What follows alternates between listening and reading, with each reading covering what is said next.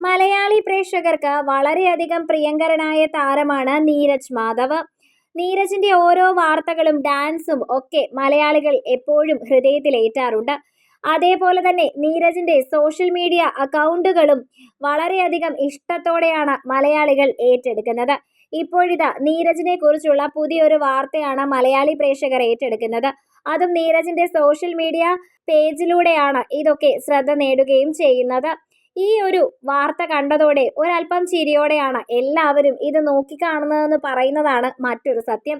നീരജിന്റെ പേജിൽ കാണുന്നത് നീരജിന്റെ മകളുടെ ഒരു വീഡിയോയാണ്. അതായത് നീരജിന്റെ അമ്മയെ പാട്ട് പഠിപ്പിക്കുന്ന മകളുടെ ഒരു വീഡിയോ.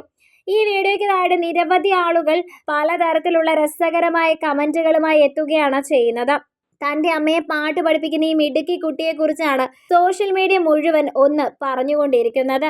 എത്ര മനോഹരമായാണ് ആ കുട്ടി അത് ചെയ്യുന്നത്. അമ്മേ, ഇങ്ങനെയല്ല കേട്ടോ, ഇത് വേറൊരു രീതിയിൽ വേണം പാടാൻ എന്ന് പറഞ്ഞ് വളരെ മനോഹരമായ രീതിയിൽ അമ്മയ്ക്ക് മനസ്സിലാവാത്ത ഭാഗങ്ങളൊക്കെ പറഞ്ഞു കൊടുക്കുകയാണ് ആ കൊച്ചുകുട്ടി ചെയ്യുന്നത്.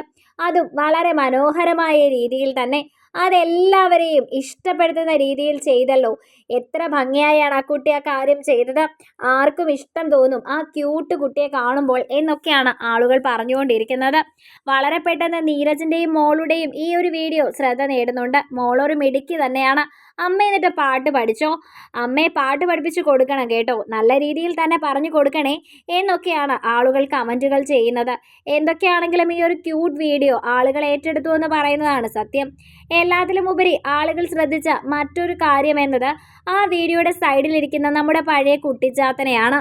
അത് നീരജിന്റെ അനുജനാണെന്ന് എല്ലാവർക്കും അറിയാം. ഒരുപാട് വർഷങ്ങൾക്ക് ശേഷം വീണ്ടും ആ താരത്തെയും കൂടി കാണാൻ സാധിച്ചതിന്റെ സന്തോഷം പലരും കമന്റുകളിലൂടെ പറയുന്നുണ്ട്. ആ സൈഡിലിരിക്കുന്ന കുട്ടിച്ചാത്തനെ ആരെങ്കിലും കണ്ടോ? ഇങ്ങനെയൊക്കെയാണ് ചിലർ കമന്റുകളിലൂടെ ചോദിച്ചുകൊണ്ടിരിക്കുന്നത്. അതും അതീവ മനോഹരമായ രീതിയിൽ തന്നെയാണ് ഓരോരുത്തരും ഇക്കാര്യത്തെക്കുറിച്ച് പറയുന്നത്.